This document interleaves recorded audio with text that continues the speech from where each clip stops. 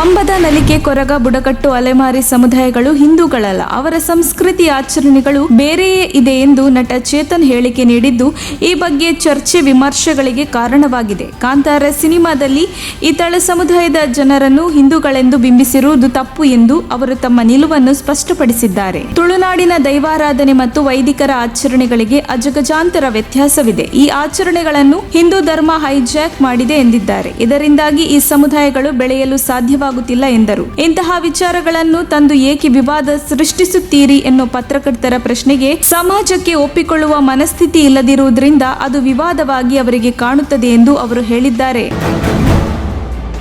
AICC ಅಧ್ಯಕ್ಷರಾಗಿ ಮಲ್ಲಿಕಾರ್ಜುನ ಖರ್ಗೆ ಆಯ್ಕೆಯಾಗಿದ್ದಾರೆ. 6,897 ಮತಗಳ ಅಂತರದಲ್ಲಿ ಖರ್ಗೆ ಅಧ್ಯಕ್ಷ ಸ್ಥಾನಕ್ಕೆ ಆಯ್ಕೆಯಾಗಿದ್ದಾರೆ. ಈ ಮೂಲಕ ನಿಜಲಿಂಗಪ್ಪ ನಂತರ ಎಐಸಿಸಿ ಅಧ್ಯಕ್ಷ ಸ್ಥಾನಕ್ಕೇರಿದ ಮತ್ತೋರ್ವ ಕನ್ನಡಿಗ ಅನ್ನೋ ಹೆಗ್ಗಳಿಕೆಗೆ ಮಲ್ಲಿಕಾರ್ಜುನ ಖರ್ಗೆ ಪಾತ್ರರಾಗಿದ್ದಾರೆ. ಕಾಂಗ್ರೆಸ್ ಹಂಗಾಮಿ ಅಧ್ಯಕ್ಷೆ ಸೋನಿಯಾ ಗಾಂಧಿ ಅವರು ಪಕ್ಷದ ನೂತನ ಅಧ್ಯಕ್ಷರಾಗಿ ಆಯ್ಕೆಯಾದ ಹಿರಿಯ ನಾಯಕ ಮಲ್ಲಿಕಾರ್ಜುನ ಖರ್ಗೆ ಅವರ ನಿವಾಸಕ್ಕೆ ಆಗಮಿಸಿ ಅಭಿನಂದಿಸಿದರು. ಕಾಂಗ್ರೆಸ್ ಪ್ರಧಾನ ಕಾರ್ಯದರ್ಶಿ ಪ್ರಿಯಾಂಕಾ ಗಾಂಧಿ ಅವರು ಕೂಡ ನೂತನ ಅಧ್ಯಕ್ಷ ಖರ್ಗೆ ಅವರನ್ನು ಅಭಿನಂದಿಸಿದರು. ಕಾಂಗ್ರೆಸ್ ಪಕ್ಷದ ಅಧ್ಯಕ್ಷ ಸ್ಥಾನಕ್ಕೆ ನಡೆದ ಚುನಾವಣೆಯಲ್ಲಿ ಹಿರಿಯ ನಾಯಕ ಮಲ್ಲಿಕಾರ್ಜುನ ಖರ್ಗೆ ಅವರು ಗೆಲುವು ಸಾಧಿಸಿದ್ದು, ಈ ಹಿನ್ನೆಲೆಯಲ್ಲಿ ಪ್ರಧಾನಿ ನರೇಂದ್ರ ಮೋದಿ ಖರ್ಗೆ ಅವರಿಗೆ ಶುಭ ಕೋರಿದ್ದಾರೆ. ರಾಜ್ಯದಲ್ಲಿ ಮಾಜಿ ಮುಖ್ಯಮಂತ್ರಿ ಸಿದ್ದರಾಮಯ್ಯ, ಕೆಪಿಸಿಸಿ ಅಧ್ಯಕ್ಷ ಡಿಕೆ ಶಿವಕುಮಾರ್ ಹಾಗೂ ರಾಜ್ಯದ ಇತರೆ ರಾಜಕೀಯ ನಾಯಕರು ಖರ್ಗೆ ಅವರಿಗೆ ಅಭಿನಂದನೆಗಳನ್ನು ತಿಳಿಸಿದ್ದಾರೆ. ಎಚ್.ಡಿ. ದೇವೇಗೌಡ ಮತ್ತು ಎಚ್.ಡಿ. ಕುಮಾರಸ್ವಾಮಿಯವರು ಟ್ವೀಟ್ ಮೂಲಕ ಶುಭ ಹಾರೈಸಿದ್ದಾರೆ.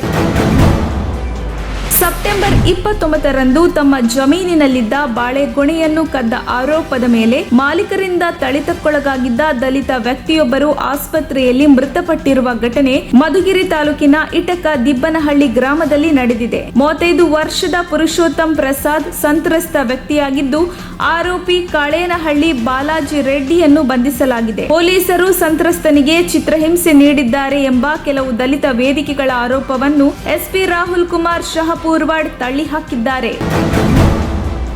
ಕಾಂಗ್ರೆಸ್ನ ಪೇ ಸಿಎಂ ನಂತರ ಸೇ ಸಿಎಂ ಅಭಿಯಾನ ಪ್ರತಿಕ್ರಿಯಿಸಿದ ಮುಖ್ಯಮಂತ್ರಿ ಬಸವರಾಜ ಬೊಮ್ಮಾಯಿ ಅವರು ಕಾಂಗ್ರೆಸ್ನವರಿಗೆ ಉದ್ಯೋಗ ಇಲ್ಲ, ಅದಕ್ಕಾಗಿ ಮಾತನಾಡ್ತಾರೆ ಅಂದಿದ್ದಾರೆ. ಕಾಂಗ್ರೆಸ್ ಬಿಜೆಪಿಗೆ ನಿರುದ್ಯೋಗ, ಭ್ರಷ್ಟಾಚಾರ ಸೇರಿದಂತೆ ಪ್ರಶ್ನೆಗಳ ಪಟ್ಟಿಯನ್ನೇ ಇಟ್ಟಿದ್ದು ಸೇ ಸಿಎಂ ಅಭಿಯಾನ ನಡೆಸಿತ್ತು.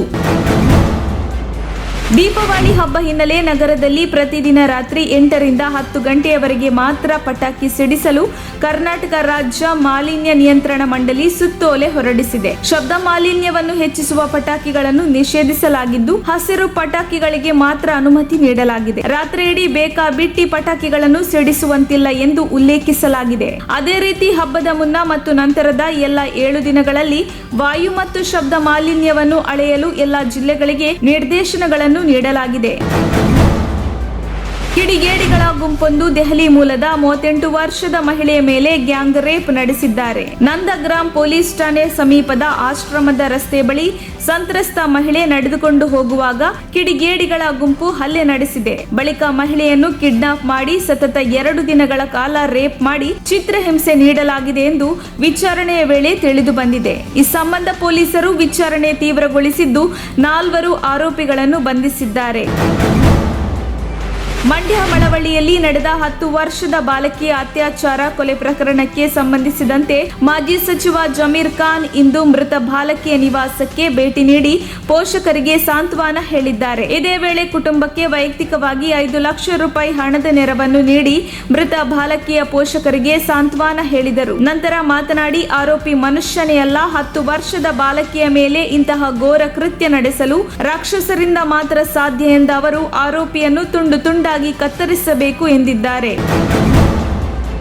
ಹಿಮಾಚಲ ಪ್ರದೇಶದ ವಿಧಾನಸಭೆ ಚುನಾವಣೆಗೆ ದಿನಗಣನೆ ಶುರುವಾಗಿದೆ. ಹೀಗಾಗಿ ಕಾಂಗ್ರೆಸ್, ಬಿಜೆಪಿ ಸೇರಿದಂತೆ ಎಲ್ಲಾ ಪಕ್ಷಗಳು ವಿಧಾನಸಭೆ ಚುನಾವಣೆ ಗೆಲ್ಲಲು ಭಾರಿ ತಯಾರಿ ನಡೆಸಿಕೊಂಡಿವೆ. ಈ ಮಧ್ಯೆ ಬಿಜೆಪಿ ಮುಂದಿನ ವಿಧಾನಸಭೆ ಚುನಾವಣೆಗೆ ಮೊದಲ ಹಂತದಲ್ಲಿ 62 ಸ್ಥಾನಗಳಿಗೆ ಸ್ಪರ್ಧಿಸುವ ಅಭ್ಯರ್ಥಿಗಳ ಪಟ್ಟಿ ರಿಲೀಸ್ ಮಾಡಿದೆ. ಸಂಪುಟದ ಸಚಿವರೊಬ್ಬರಿಗೆ ಸೇರಿದಂತೆ 11 ಮಂದಿ ಹಾಲಿ ಶಾಸಕರಿಗೆ ಬಿಜೆಪಿ ಈ ಬಾರಿ ಟಿಕೆಟ್ ನೀಡದೆ ಹೊಸಬರಿಗೆ ಮಣೆ ಹಾಕಲಾಗಿದೆ. ಎಂದಿನಂತೆ ಈ ಬಾರಿ ಕೂಡ ಸಿಎಂ ಜೈರಾಮ್ ಠಾಕೂರ್ ತಮ್ಮ ಕ್ಷೇತ್ರ ಸಿಗರ್ನಿಂದಲೇ ಕಣಕ್ಕೆ ಇಳಿಯಲಿದ್ದಾರೆ.